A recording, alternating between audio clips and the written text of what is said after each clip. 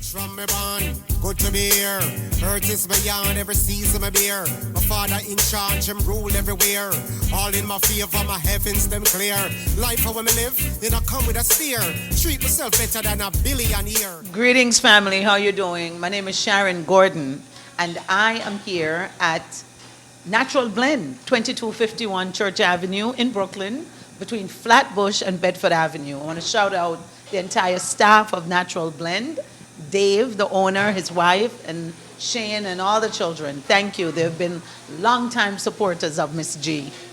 What's going on with Miss G right now? Well, I'm in Brooklyn. You know, I call Brooklyn home.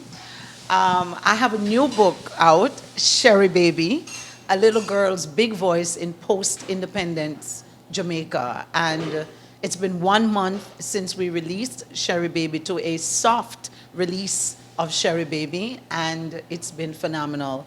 Before we even do anything else, I just want to take this time to thank every single person, and a lot of them are my friends and family and supporters, who really just surprised me. They went out and they purchased the book. I mean, you guys really did your thing. In the past month, the numbers are insane, and it just speaks to the authenticity that is Sheribaby. What I did with this fictional piece of work is really bold, and so your purchases convey that, and the reviews that are on Amazon right now speaks volumes. So thank you. Before we do anything, I just want to say thank you. It's my debut novel, Sheribaby, and to see the kind of response that I've received in 1 month. I'm here doing this interview today on the 1 month anniversary of Sheribaby being released with What's Up New York. We're gonna have a launch party very soon. Stay tuned right here to What's Up New York. You can also go to my website, IamSharonGordon.com. You can follow me on Instagram at IamSharonGordon, on TikTok at IamSharonGordon, and on Facebook, Sharon Gordon. And you'll get all the latest information, but it's coming up real soon. I'll say to you, it's gonna happen within 2 weeks. We're gonna be having the book launch and media party, so you wanna be in the building. Bring your books and I'll sign them. Rainbow Car Service, 718-498-4444. Mr. Printer, tell us more about the Royal Terrace. This event space is very unique and classy. Wonderful elevator from basement all the way to the roof. We have a nice first floor, second floor. We are on Main Street, Utica Avenue, 1298 Utica Avenue in Brooklyn. And we are ready to go. Mr. Printer.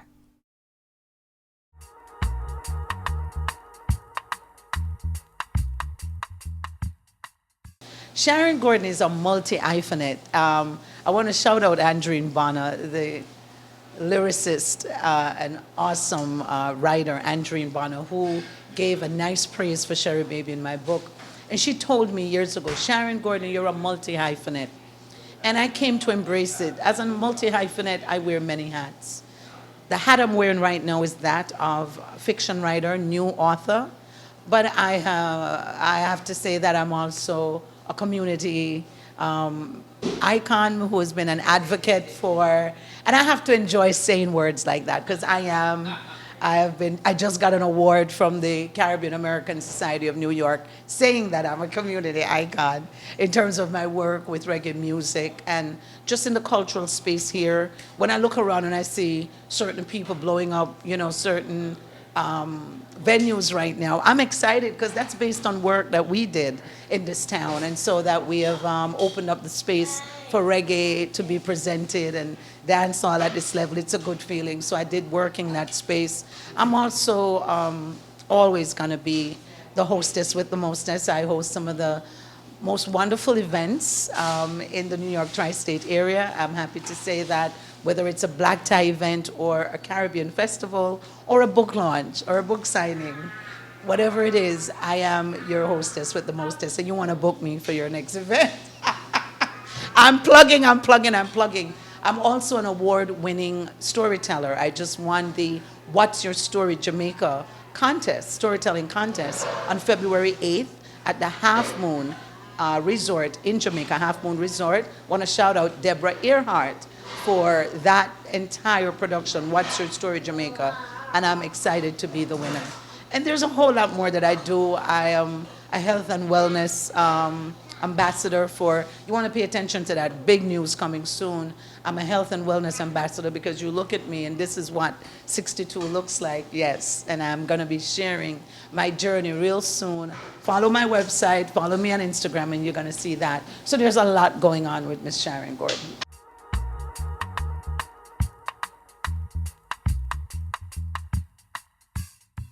Sheribaby is a little girl, as the tagline says, with a big voice in post-independence Jamaica. Sheribaby is a character that I created based on just my life. So the story is based loosely on my life story and on stories that I've heard all my life and people I've met over the years growing up in Jamaica. And Sheribaby is this little precocious little girl who is telling this story about a specific time in Jamaican history, 1969 to 1975. And you meet her as an almost 7-year-old, and she's precocious. She is a village lawyer. She is seeing the community, and she is sharing about the community through her lens. So we have never seen a protagonist like Sheribaby in Caribbean literature. And what makes Sheribaby so unique is the fact that I chose to write Sheribaby in the language of the people. In honor of Miss Lou, my mentor, I wrote Sheribaby heavily using dialect heavily. Patois is presented front and center with aplomb in Sheribaby.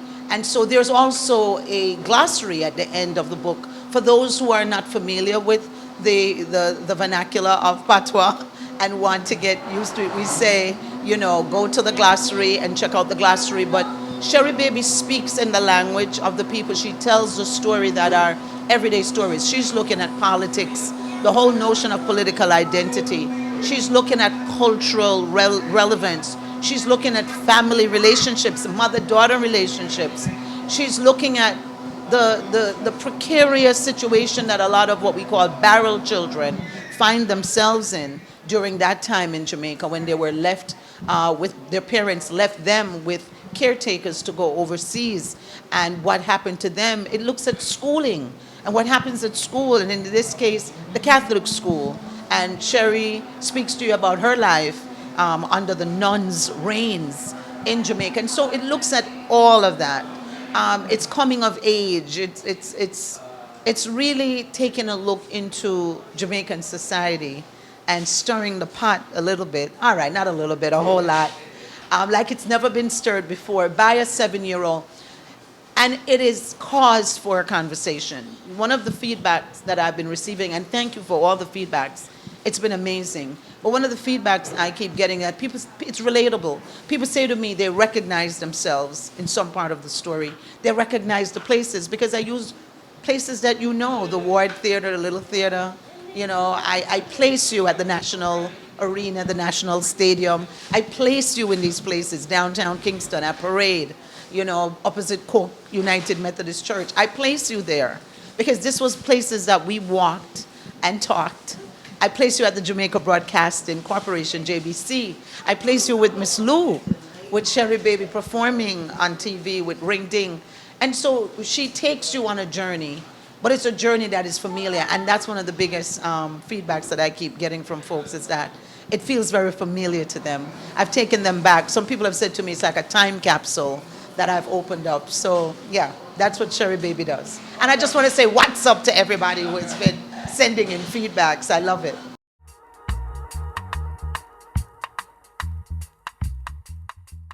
Miss Lou was my mentor, one of my mentors. And I have in my dedication in the book, you'll see that I dedicate to Miss Lou because Miss Lou taught me the power of language. Paul Robeson, it has been said, says that, you know, culture can be used as a weapon, right? And Miss Lou lived that. And so when I met Miss Lou, I was but probably about 5, 6 years old. And she took me under her wings, me and a bunch of us who were young dancers at the time at St. Joseph's. What's up to Miss Power and my dance teacher from St. Joseph, and what's up to the late, great Joyce Campbell, who was my teacher at little theater, J-Teens dance troupe, and what's up to Rex Nettleford, another mentor, another teacher. And so at a very young age, we met Miss Lou, and we used to perform for school and perform for all these dignitaries, and when they would visit Jamaica, and we'd always be on TV. And when Miss Lou had the opportunity to, and she would incorporate us in her presentations. And when Miss Lou had the opportunity to form Ring Ding and to start pulling talent for Ring Ding and looking for a studio audience, it was just a natural next step that we would be a part of that original studio audience that was Ring Ding. And there's a whole group of us that came of age under Miss Lou's tutelage, where we learned about our relationship to Ghana. We learned about the power of our language, Twi. You know, when we say poto poto and plaka plaka and buno nunos and things like that, that those were proper words. And we learned to embrace our culture. And I learned to love the sound, that lilt in my voice, that language that I've taken with me as a teenager. I came here 46 years ago to America, and I never lost touch with my identity because of what was poured into me by Miss Lou. Louise Bennett is the reason I am here doing all that I do. I channel her on stage. Like I said before, I'm the hostess with the mostest. I host all types of events. And there's some of them, like when I do the Jerk Festival, I'm dressed in the attire of Miss Lou. I channel her. I do the songs. I do the Anansi stories. I do a lot of storytelling for children, and I perform for children. Again, teaching them the songs. I want to say what's up to Malika Lee Whitney and Sandra Bell and the entire crew and cast and crew of Jump Up Jamboree. We were just performing at the Apollo Theater for the children. It's part of what we do, and by the time you see this, we will be at the Schomburg Theater, I can announce, in June. So this is part of what I do in keeping the memory of Miss Lou alive, because Miss Lou is the reason I am here today, and it's the reason why I was bold enough and felt empowered and emboldened to write a book like Sheribaby, a story like Sheribaby, that really is taking culture and using culture as a catalyst for change and using culture as a tool for reclamation of identity in this time of identity politics, when we see so many of us who have grown up in the diaspora being disconnected from our heritage and back home, and these things that make us unique to who we are. I felt that this story, whether it's looking at the food that I talk about, the music, or just the cultural nuances, you'll recognize yourself or some aspect of yourself in there. Whether you're from Barbados, Trinidad, GT, St. Lucia, Antigua, wherever, you will see yourself in here. You absolutely will, because it is a universal story, but it's set in Jamaica at a time that was very specific, 1969 to 1975. Rainbow Car Service, 718-498-4444. Mr. Printer, tell us more about the Royal Terrace. This event space is very unique and classy, wonderful elevator from basement all the way to the roof. We have a nice first floor, second floor. We're on Main Street, Utica Avenue, 1298 Utica Avenue in Brooklyn, and we're ready to go. Mr. Printer.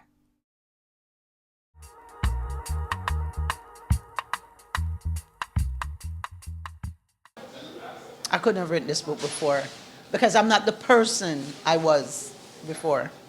I have gone through my own metamorphosis. I have grown up, so to speak. And at a very mellow age in my life, I now have 2 grandbabies. I want to say what's up to Ariella Rose and what's up to Nori Lee Rose. Ariella just turned 7 and Nori Lee will be 4 in August, on August 1st. And so I felt like I had an obligation to write and leave a legacy for my grandchildren, a legacy like what Miss Lou left for us, right? And I looked at this gift that was given to me, and I am so talented, and God has blessed me with so much, that I felt that for so many years I've told stories, and for so many years I've had family and friends and loved ones say to me, when are you going to write, Sharon? When are you going to write these stories down? We want these stories written down. But I wasn't ready. I don't think I was ready to be so vulnerable and to share. Because Sheribaby is a very raw and vulnerable story. And again, I say it's fiction that is based loosely on my life. And so I had to be ready to tell that story and to go there.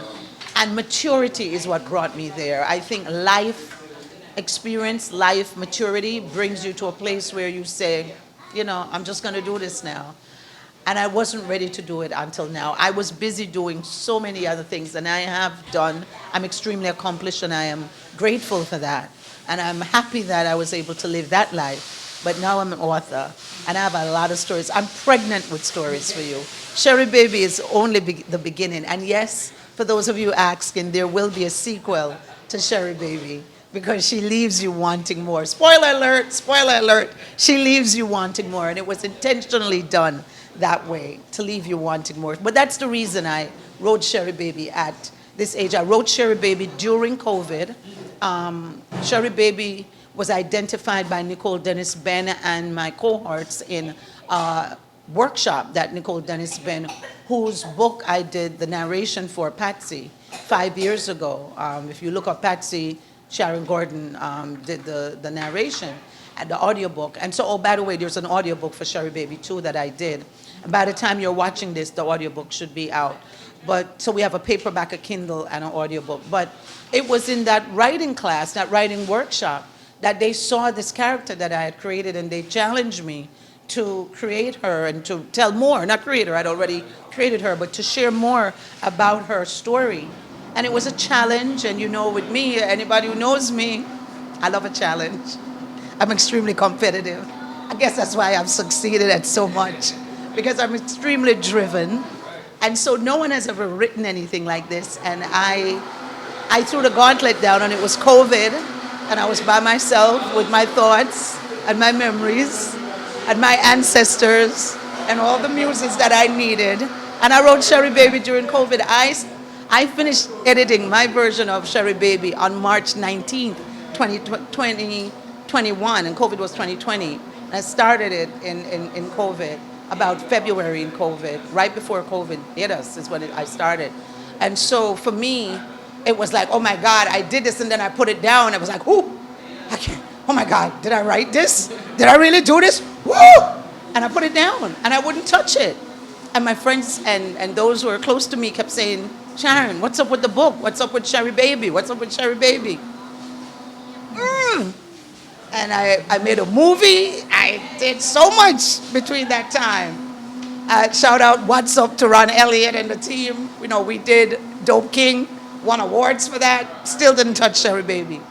And I prayed for an editor who would understand Jamaican parlance, who would understand and have a respect for this language of ours, this dialect and this culture. And I thought I was going to go the traditional route, but I realized that I would be hamstrung. I would not be, I wouldn't able to be authentic. And Sheribaby is very authentic in the language and the presentation. And so I prayed, and God does answer prayers, I'll tell you all. I found me a publishing coach the day I decided I was going to self-publish. And people say, oh, don't say you're self-published. Just say it's published by TSO Productions. Well, it is published by TSO Productions. And I'm saying to people out there, make an investment in yourself. That's what I did. Because I felt that what I was doing was so unique and so bold and so important. I didn't want it to get messed up by putting it in the hands of people who didn't identify with me. Because I wrote a story for me and people who look like me and sound like me and lived my experience. So I couldn't put this work in the hands of people who couldn't appreciate that. And so in prayer, after sitting on it for as long as I did, in prayer, I prayed for the right angels, the right people to come along to help me bring this book to life. And it came in the form of Dr. Shelley Cameron, who became my publishing coach. And she then found me my editor, Raquel Simpson, who became my editor, and the rest, as they say, is history. Now Sheribaby is published. She is available on Amazon in paperback, in ebook, and in audiobook. And you can get her, ask for her in any bookstore that you go to, any bookstore, whether in the airports, anywhere there's a bookstore, any library, go ask them for Sheribaby, and they can order it for you. And so that's how Sheribaby came to life, by me taking that chance on myself. And you guys have showed me that I did a good thing, because the feedback, Sheribaby is a masterpiece. Sheribaby is gonna become, she is now a household name, and she's just gonna continue to grow, because what I've done here is so different. And it's so new and it is so needed right now. It's a bold way of telling a story that is so familiar. So yeah, I hope I answered that question.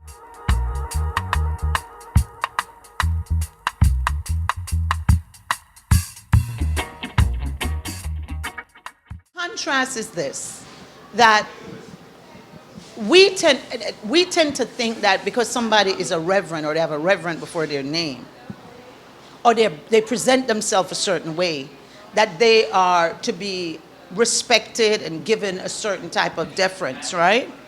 And because somebody has locks and might have, be dressed in a certain type of garb, then they should be this, like Bob would say, you look them with the scorn. And society has basically helped to paint that narrative or to set that narrative and to paint that picture of these opposing characters. But the thing I did with Reverend Mr. Chappie and Rascarby is to flip it. So Rascarby is seen as a very positive role model and character in Sheribaby. He is attentive to Sheribaby. He is a peacemaker. He's an artist. He is a musician. He is a sound man. He is all that in the community. So Rascarby is a respected Rasta elder in the community, and I present him as such. At a time when we were being told that Rastas were black heart man, at a time when we were told no trust no Rasta, at a time when we were told oh, Rastas was wicked, Rasta was the devil, Rasta blah blah blah negative about Rasta, I'm presenting Rascarby in the positive light in honor of the Rastas that I knew as I was growing up. And I just reconnected with a dear sister friend of mine, Sharon Richards, who, like I said, these are stories from my past, and it clicked in my head that her brother, Waya, was one of the key people that helped to inspire a Rascarby and other, Fire and other Rastas that I had the pleasure as a young girl of being exposed to. And I saw them and I saw what they were doing. And then there is the Reverend Mr. Chappie and the people he represented, these churchical people who were so full of themselves but full of hypocrisy, who were the abusers in the community, the pedophiles in the community. But we don't call these people out. These were the people who were taking people's money, their offerings, taking care of people's children but really abusing people's children, taking care of their so-called flock who attended their churches but were really abusing them. And so that's what I did, you see. I exposed that aspect of that role model in our community at the time, and the church and the role that these leaders in the church play in our community and the kind of stock that we put in them, and should we really be doing that. And so when you read the characters of the Reverend Mr. Chappie and the character of Rascarby, you will see the juxtaposition and you will see how diametrically opposite. It's a dichotomy, we would say, right? And you will see that in the way they are presented. And I do that a lot in the writing of Sherry. So Sheribaby is written, like I said, don't judge a book by its cover. It looks very simple, right? Like a little kid story. No, it's not. It's anything but. It's very layered, it's very deep, it's full of a lot of nuance about our culture and the things we accept as so and the things we really should be questioning, why we're accepting them as so.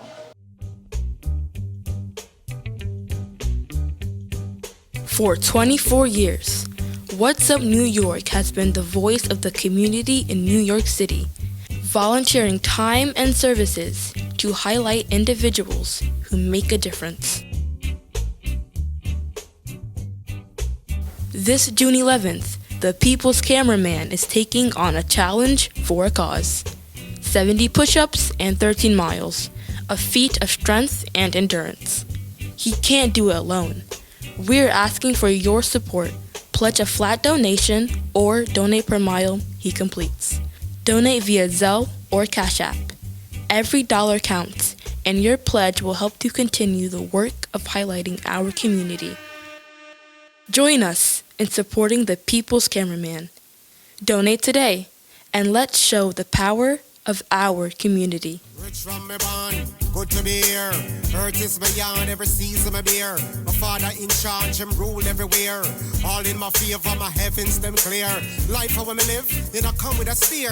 Treat myself better than a billionaire. No smoke cigarette cause my lungs too dear. Mr. Printer.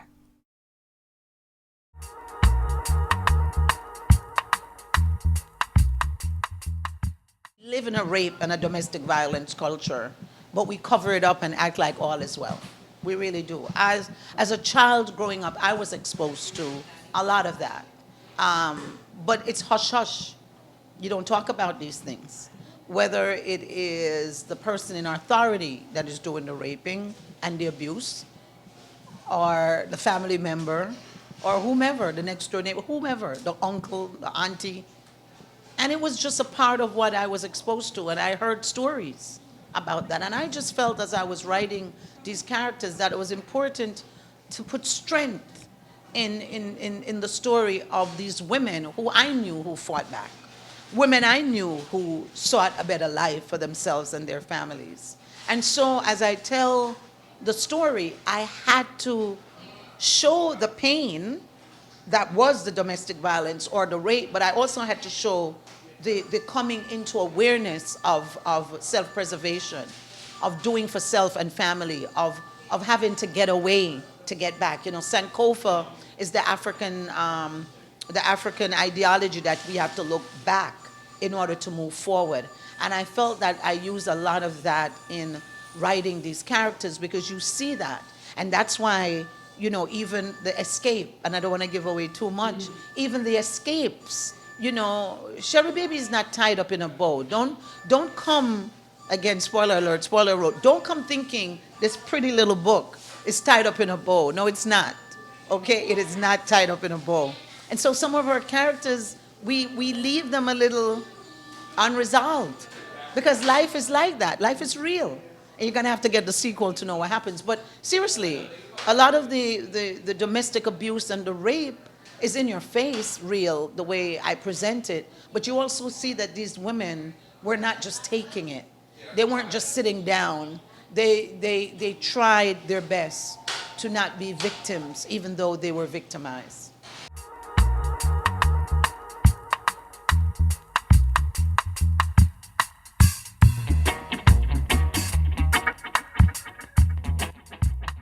Spoiler alert, you know, you have to read Sheribaby to understand some of this. So one of the main characters in the book is having an adulterous affair with someone in the community. And that's usually how it is. No secret. Everybody know. That's how it was. It was an open secret. You know, you have your baby mother up the street, you have your baby mother down the street, but your wife lived down the road. I would like you and my sweetheart to be friends, right? And so in this particular situation, the male figure, the father figure, is having an affair with someone who lives in the community, and it's known.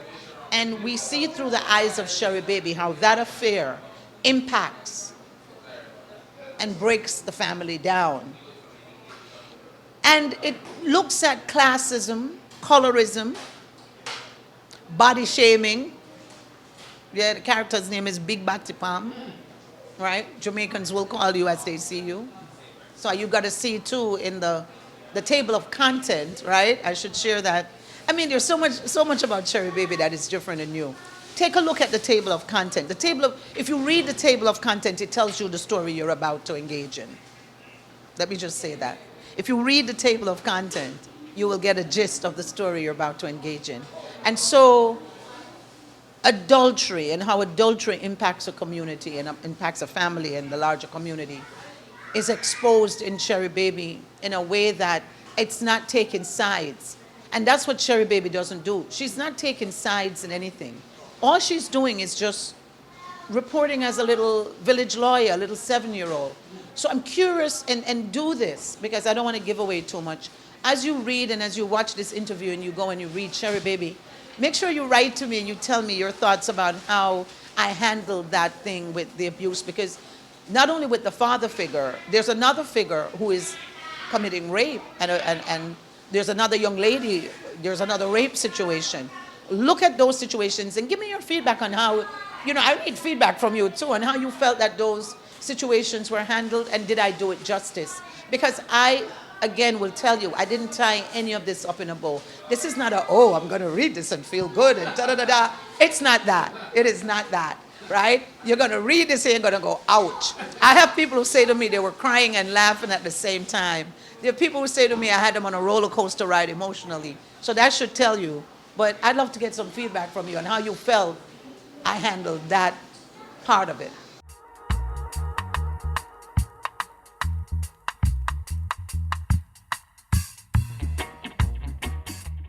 Rasta, the way I present the religiosity then of Rasta, which we know is a way of life, but I'm saying how we present it in Sheribaby.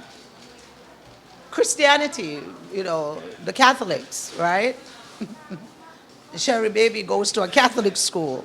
She goes to Catholic church. So you see that.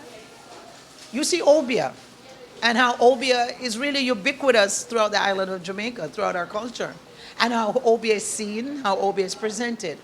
And it was important that I mix it all up, because isn't that what life is like in Jamaica? Isn't it a stew? Isn't it a stew? As much as people go to church, right?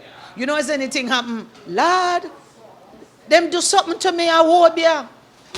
These are the people going to church saying this. I saw this. That is a truism. You have people who are Rastas, they claim they're Rastas. And then if anything happens to them, right away, them gone to church. And so, again, it's not to ridicule, it's not to mock, but it's more to just expose and show you what life is like in Jamaica, and how Obia, Rasta, Christianity, Catechism, all it, mix up, Seventh-day Adventists, it's all in there.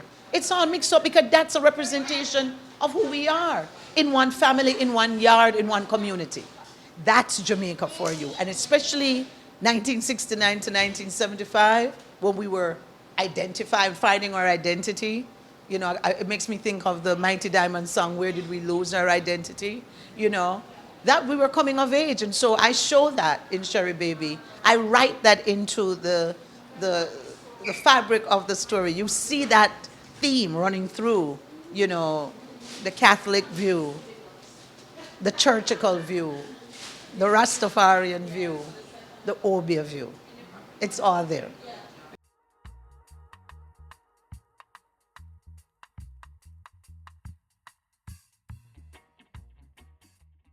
The emphasis that Sheribaby puts on learning in the book, and it wasn't just the girls who were wanting to be advanced in their learning, but the boys as well, because there was a time in Jamaican culture where exceptionality was the way to go, especially through education. And what happened during that period, 69 to 75, is Michael Manley created a system where it was able to act a system where regular folks, children, could go to some of these some of these secondary schools, because a long time in Jamaica, you had to have money to go to these quote-unquote good high schools, right? And a lot of them were the Catholic high school, the Anglican high schools, the Methodist high schools, because the churches were the foundation of a lot of the schooling system, the educational system in Jamaica. So Kingston College, the big boys school, we talk about them. They were Anglicans, right? I think. And Alpha and St. Joseph's, Catholics. And then we look at St. George's, and we just looked at it. And that's what it was. It was a time when education was the way to go. You knew that being smart and learning, having knowledge, that's what we used to banter with each other. And you see that in Sheribaby, where having knowledge and being able to have conversations that were deeper and wider and had a Pan-African worldview was very important. And that is exposed in Sheribaby. That thirst, that wanting to acquire knowledge, that importance of making something of your life, of going to college. These were things that were instilled and that you must do well in school. It was never that you just pass. Nobody in Sheribaby wants to just pass. They want to score and score well. They want to do well. And that was something that I wanted to expose in Sheribaby. The mindset at the time was overachievers, right? We wanted to achieve, we wanted to do well. so that we could then get a good job or be entrepreneurs or whatever it took to make life better for the next generation, or for ourselves and for those coming after us. So that's why that was important. Knowledge and education was an important part of who we were, of our identity as Jamaicans at the time. Oh yeah.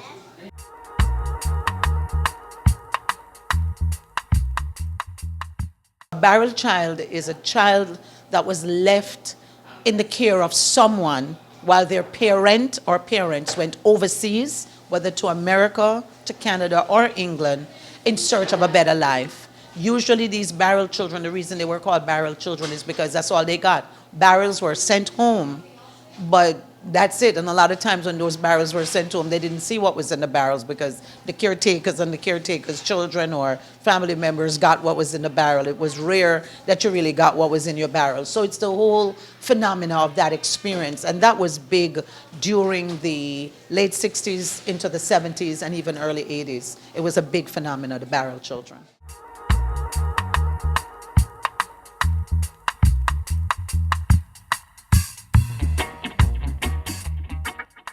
Sheribaby exposes that phenomena in a very, very raw way. Because Sheribaby would say, she don't think it's worth it. That's what Sheribaby would say. Right?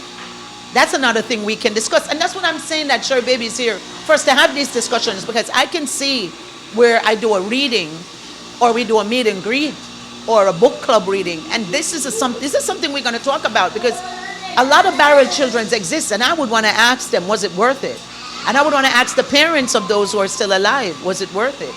Because these barrel children were left to fend for themselves most of the times. So many people have said to me, oh my God, Sharon, I'm reading about the barrel, my mother and father left me too. My grandmother raised me, my grandaunt. My grandaunt died, and when my grandaunt died, that was it. Them come into the yard and them take over. I have gotten so much feedback from people relating to this. And again, this is another thing you can write to me about. I'm inviting you all. IamSharonGordon.com, or follow me at IamSharonGordon on Instagram. I want to hear your feedback and your stories. People have been sending me, and go put your review on Amazon, because get it out there and invite me to your book club or a meet and greet. I want to have these conversations. This is a good question. What was it worth it? What do you think? Like I said, Sheribaby is going to show you that I don't think so. So many relationships soured. So much trauma was locked away because people were afraid to share the trauma and the abuse that they endured for the 5, 6, 7 years, sometimes 10 years that a parent is away. Sometimes the parent come here and can't come back. So it's like they're stuck and they're sending money, and they can't physically go and check on their children or the yard or the house that the building that never get built, and their children not getting the food and the clothes they send for them. This is discussed in Sheribaby. It's exposed. And so I want to talk to you about that. I want to hear your thoughts on that, and did I do a good job with it? That's what Sheribaby is here to do. First, to have these conversations that people just pushed under the rug. They just shoved them under the rug. They never want to talk about it. So much, I would say, dysfunctionality has existed in our community based on that. Parents and their children who just don't get along because of that. Parents who couldn't reconcile with the pain, and children who couldn't reconcile with the pain parents caused them. So, they come to America, Canada, wherever, and they have to create a new identity and be reborn and live like all is well, and it's not well. And material things don't replace that void of a parent not being there or your parents not being there. No matter how much you send, no matter how much money, it doesn't replace it. And they don't even get the shiny stuff in a lot of cases, and they don't get the money too, right? So it's a story. It's a story. And Sheribaby is a book of stories. It's a book of stories within stories.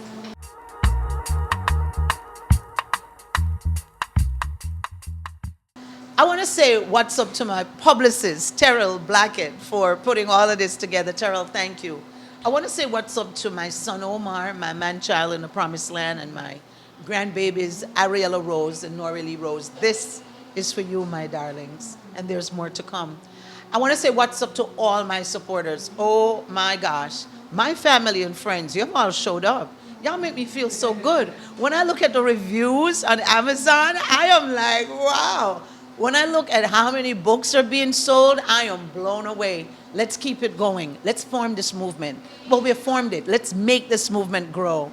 And the way it grows is just continue doing all that you're doing. When I see all of you sharing on Instagram, on Facebook, on TikTok, taking pictures with the book and saying, I just read it or I got it, keep doing that.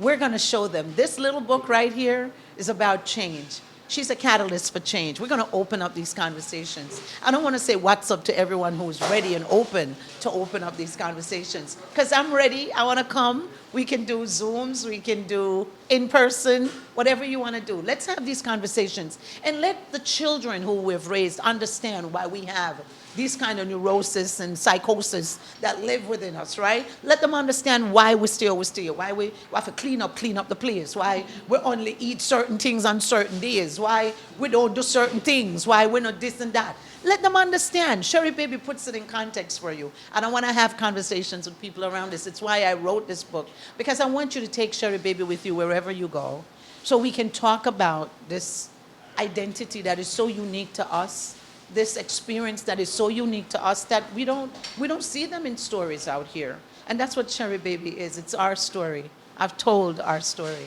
And I hope that you enjoy it. I love all the WhatsApp love you have all been giving me.